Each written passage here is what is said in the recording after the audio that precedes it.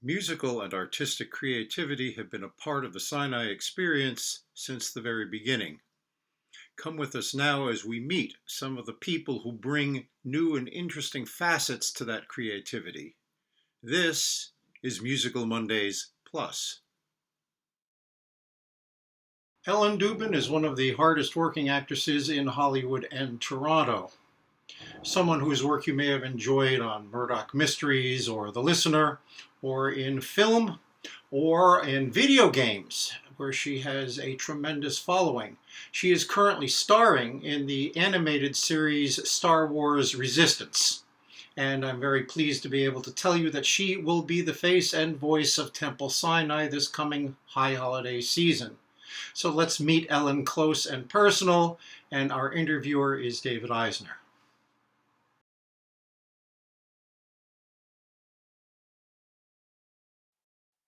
Ladies and gentlemen, welcome. My name is David Eisner, and we're thrilled to have you back for another beautiful little insight into culture and the arts.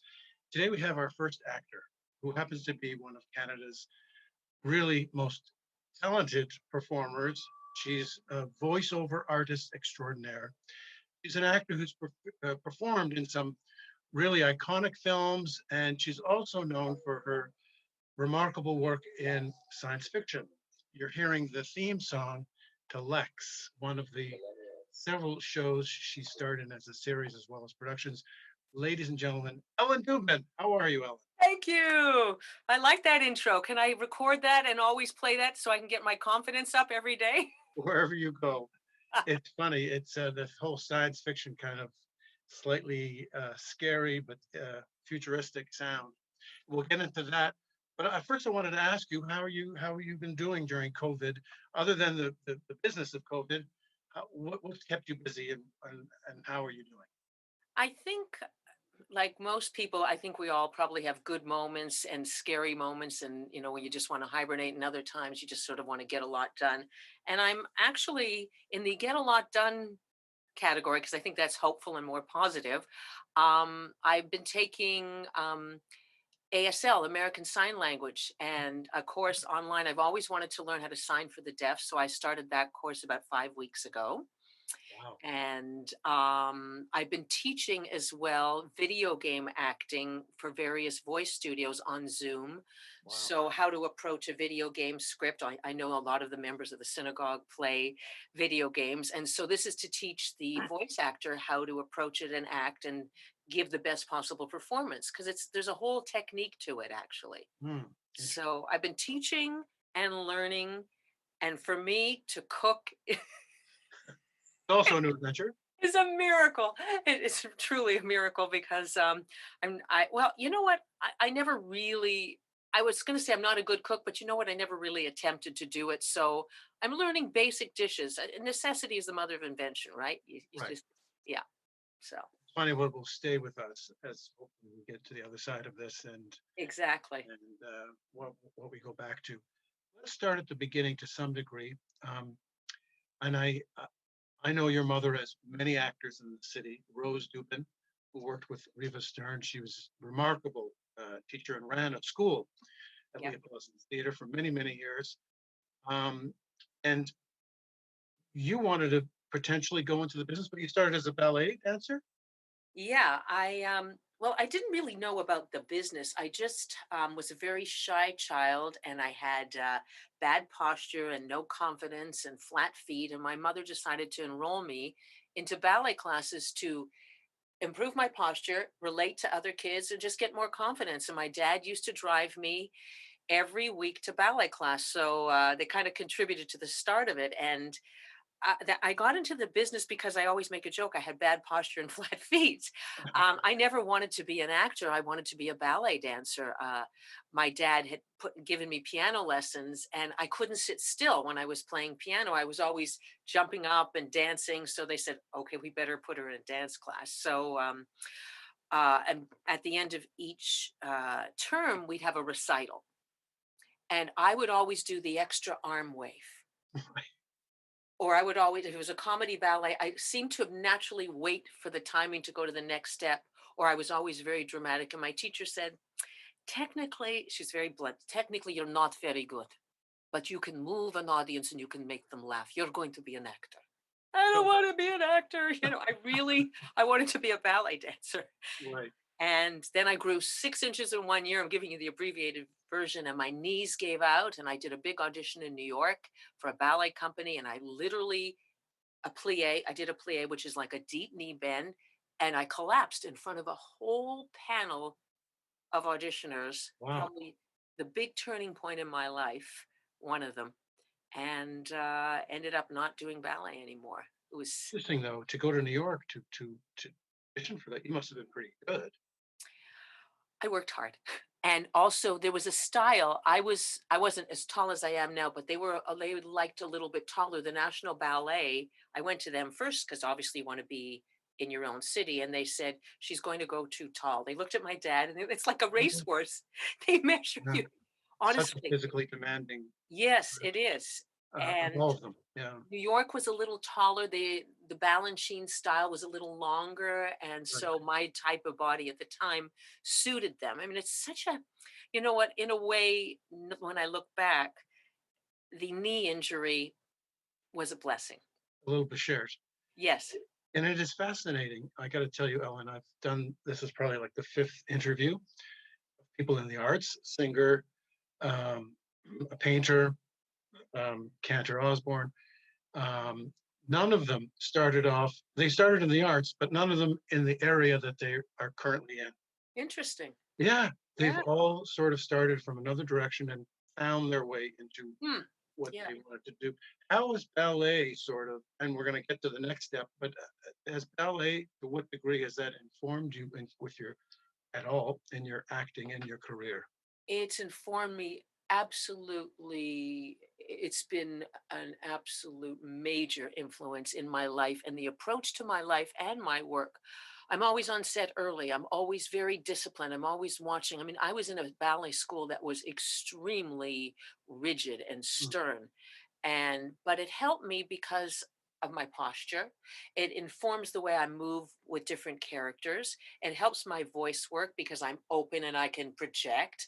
Right. It gives me confidence. It gives me grace and a way to carry myself. It's informed me a lot. I like schedules as an actor. Most actors sort of like, I'll wing it and come on in. But I think the ballet has taught me to really care about my work and more than ever because of the amount of time and passion it took to get even one step you go over and over and over and you do your plies every day of your life. You do the basic, like your scales on the piano.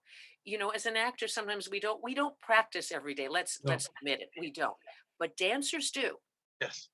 They have to maintain that racehorse, that Olympic. It's an Olympic athlete, truly, with Absolutely. Yeah. elegance and grace. So yes, it influenced me greatly. Yeah. Just as I was getting some other music, there was a commercial on for Masterclass, and there's a famous British actress walked on and sat down. And she said, I just did one of the hardest things, which was just to walk naturally on stage.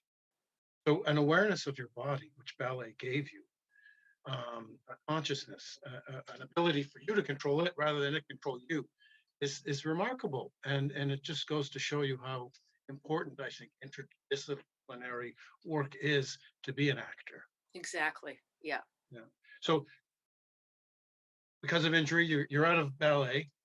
You're now pursuing an acting career. You have a mother that was involved in the business, and sometimes that can be a good thing or a bad thing. But I would imagine she had a realistic view of the business.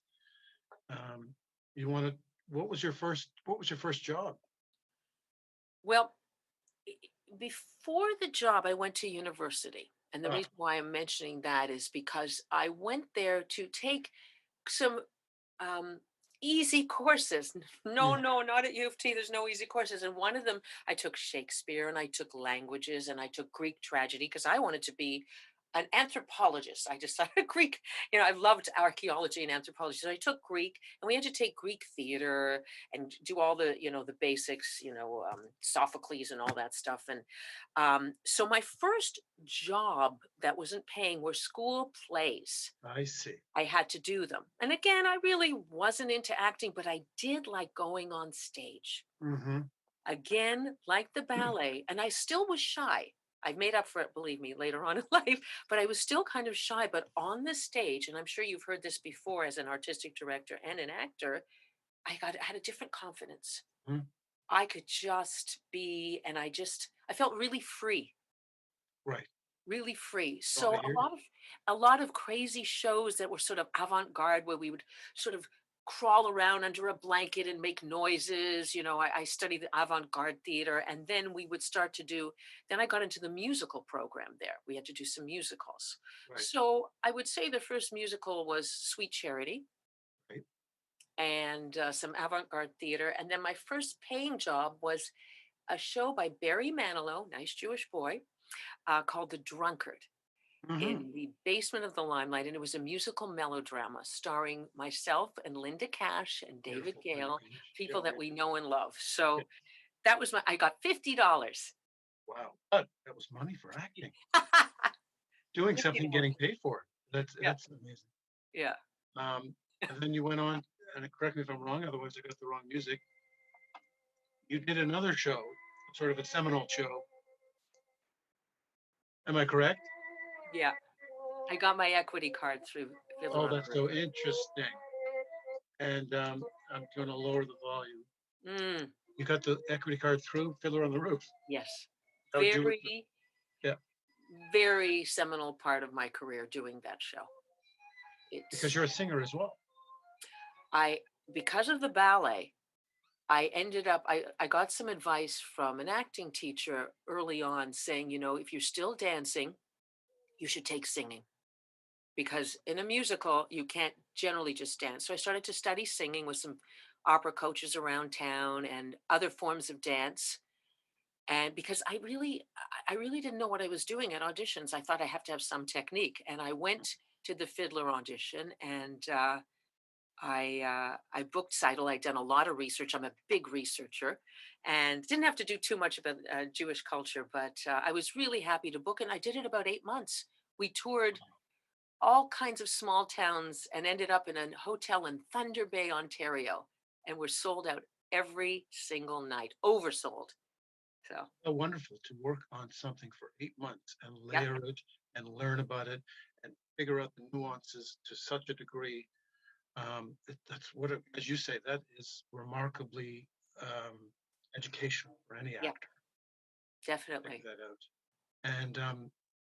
And at this point, you started your career, and was your mom supportive, or was she nervous? Was she guarded?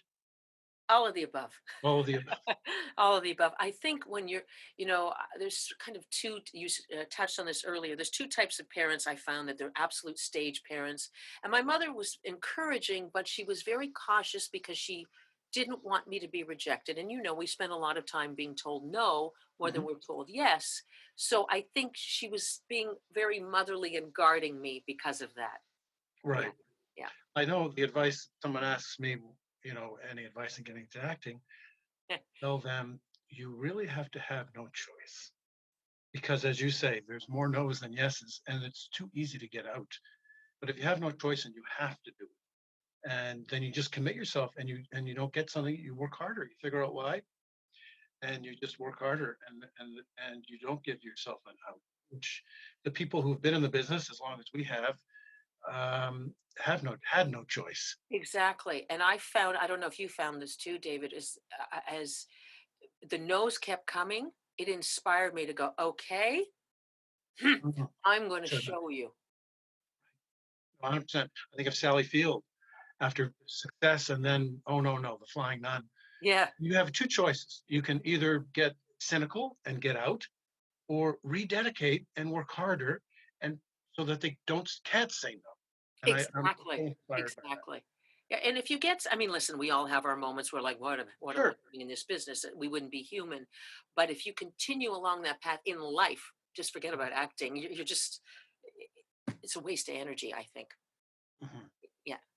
So I like to be inspired every day. I hear you. And how long, many years have you been in the business? Uh, uh, uh, uh. Quite a few.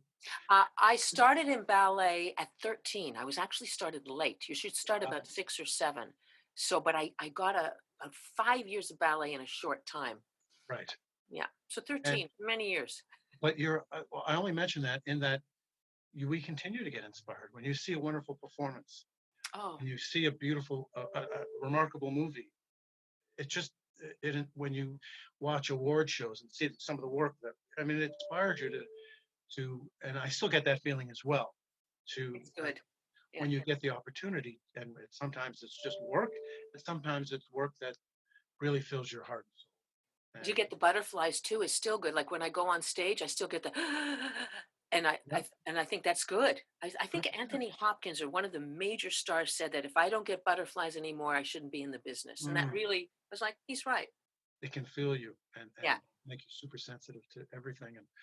And so where does Temple Sinai fit in? Were your parents members early on, or excuse me while I put the lights back on? Ooh.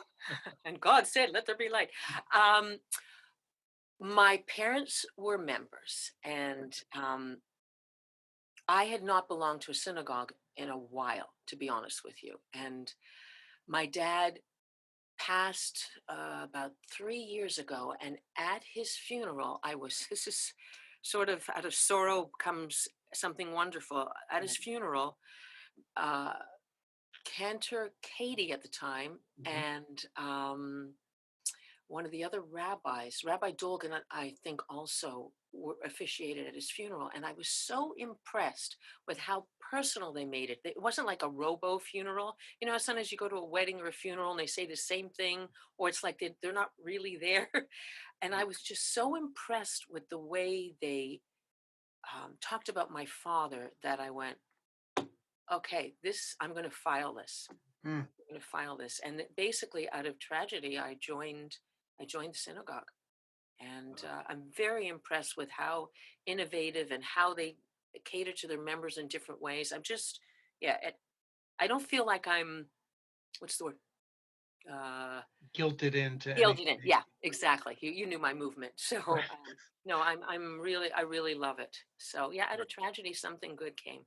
Right. And you're kind enough to join us when we did the Slichot Oh, event at the Toronto Center for the Arts, now called the Radiant Arts Center. And that's a great show of Shul and Joe. And we can't wait for the coming up year. There's some really great surprises with virtual programming. So hopefully you'll be part of that. I know you will be in many different ways. Um, okay, so we've gone now to we're in theater. And what was your first job, if you don't mind me asking, in film or TV? You I remember? did. Yeah, I do. I did a reality show called The 12 Steps about actual reenactments of people that had substance abuse problems.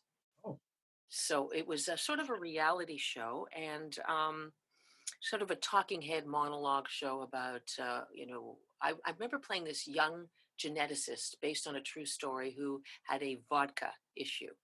And I honestly, which is so funny because I am not a drinker at all, but mm, again, this goes back to my discipline and my research that we started to talk about. I went to a few meetings. good for you. Wow. Oh, yeah, I had to be authentic. And Yes. I remember seeing somebody there that I knew. And literally, they were like, this place. I didn't know you had this Wow. issue. And I went, she's like, just don't you do, that's not the point, and years later I said, no, it's for a TV show because I didn't want to, cause any problems. But I learned a lot, and that was my first sort of docu style. And then the other one, which sort of put me on the map before Lex, was a show that you did, Forever Night. Oh, yes, yes, yes. This vampire show, which was really ahead of its time because Yes, very much so. vampire shows came up, so much after. So yeah, that was fun to do that show. And There's like Stan sense of still, humor to that one too. yeah, yeah. Which Lex had too. Lex, I remember Oh, tuning in and out. It was unique in that it was crazy, wild, wacky, a sense of humor and science fiction, and out there, this is who we are, what we're doing. Um, you played several roles or a few roles, but your Yeah, main one. the producer was Paul Donovan, who is, I think, one of the most brilliant men I've ever worked with, because it could appeal to a child. They could just see visually these sort of crazy characters, but he had a lot of double entendres and comments about religion and politics. Like our final episode was called Apocalypse Now, based on Apocalypse Now, and looking for Kurtz and looking for, and I was Kurtz, I was the Pope. Oh, This nice Jewish girl playing the Pope. And my religion, sorry, I don't mean to be sacrilegious, this was in the script, was golf. And it was his comment about how North America worships golf and religion and Catholicism. It was very irreverent and very out there. And that show literally changed the face of sci-fi, because it was the forerunner of so many shows that went after it. And unfortunately, it was just before social media. So we didn't right. get, now we're getting new fans though, because of Netflix and Hulu and Amazon. And I think it's on those channels. But yes, I did play Jiggerada the Wicked, a cannibal. I was sort of the comedic relief.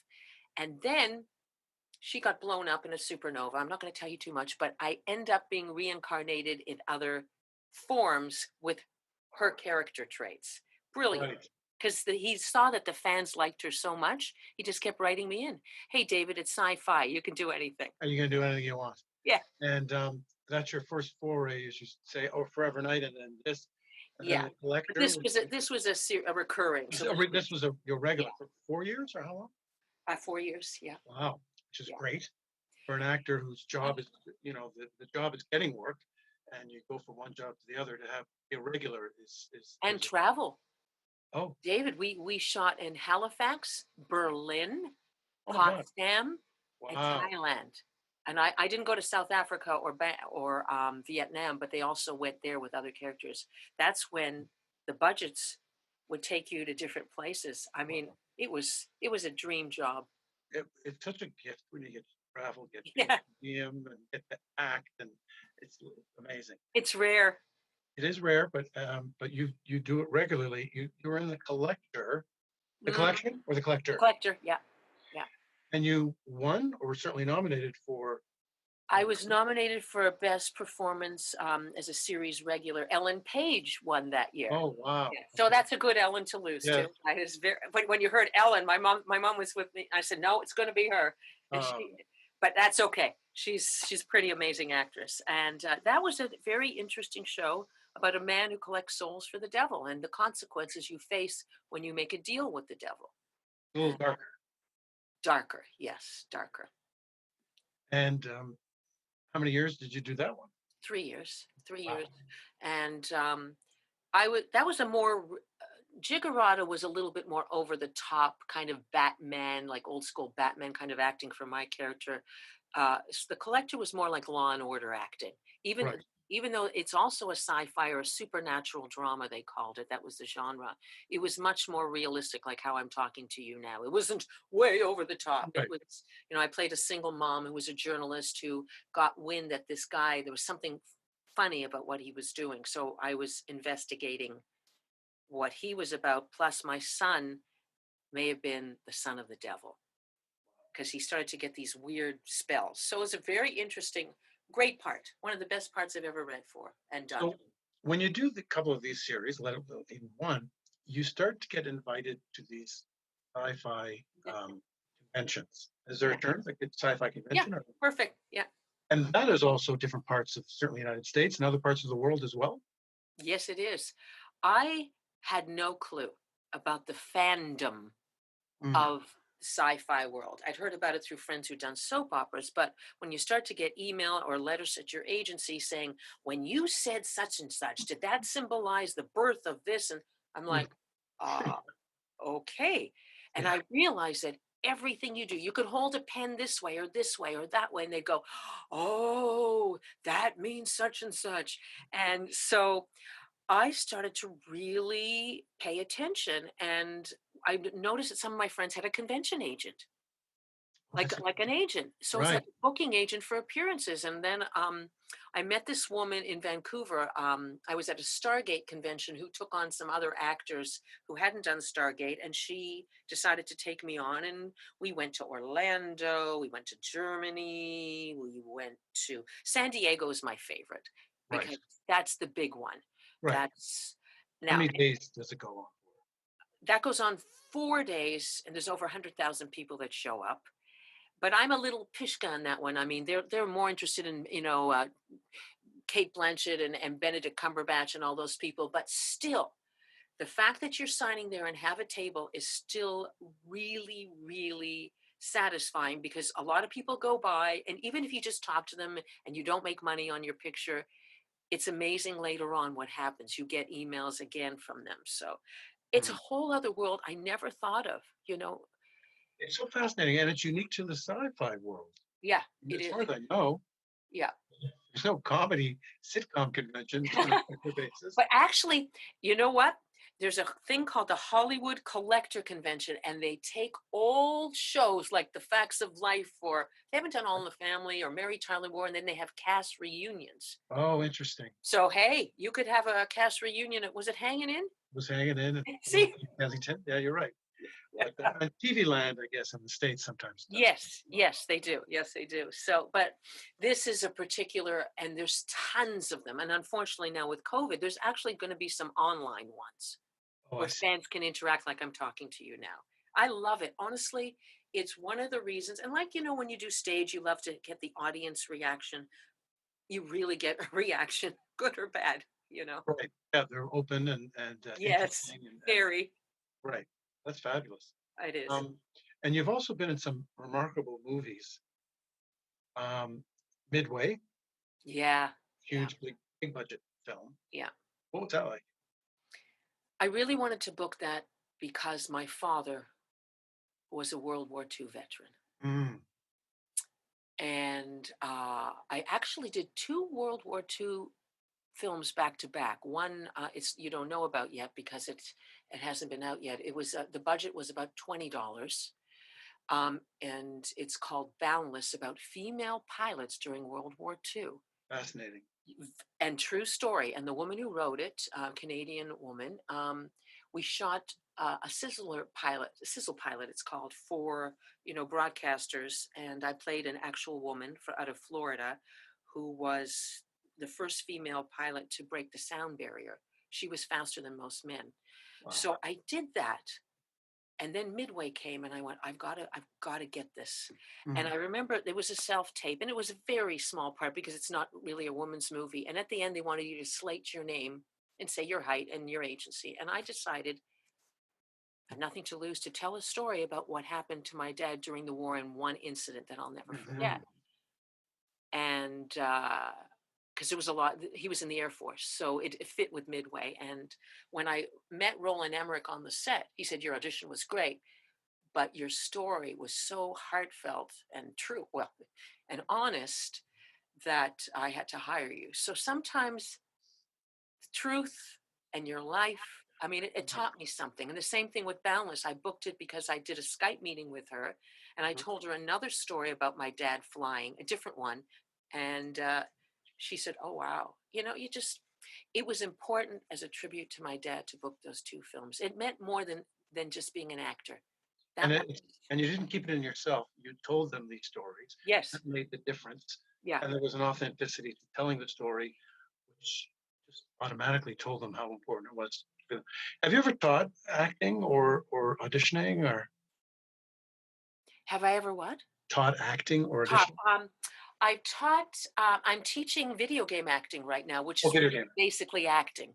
Right. But no, I've never really been interested in it. But I'm watching my effect and how much people are progressing in this video game class, and it really, truly is not about the sound of your voice. It's about your choices as an actor, and I keep teaching them that. And it's like, oh, it's very rewarding to see people take steps. Absolutely. And it's fascinating. At Harold Green Jewish Theater Company, we were starting to do conversations. We just did one with Philip Aiken and talking Oh about yeah, legacy. yeah. And he said his legacy is teaching, just as you said, and seeing not when he directs, and if some of that is absorbed and then follow through, and they can use it and then follow it, give it to someone else. I That- think that's why, and as we get older, I'm sure you know this too, when you direct something, or if somebody phones you and asks you a question, you don't think it influences them, but then you get a thank you for mentoring me, or thank you for telling me this. Or you don't realize the effect that, and this is, I think my parents taught me this, that little things have Mm, on people. absolutely. And it really, it's very profound and it's very heartfelt for me. It really makes me feel good, to be honest with you. As a performer and as a person, you're 100%. Yeah. Yeah. Um, ladies and gentlemen, this is part one of part two. Ellen Dubin, we have to do. There's just too much of a story to tell. Stay tuned. Join us next week, and we'll continue with some great stories about Napoleon Dynamite, about her work with Disney, about her work in the voiceover world, about her family, about her husband, Jay Switzer. It's a program you won't want to miss. Ellen, it's such a pleasure to talk with you, and I can't wait to continue the conversation. And thank you. Thank you, David.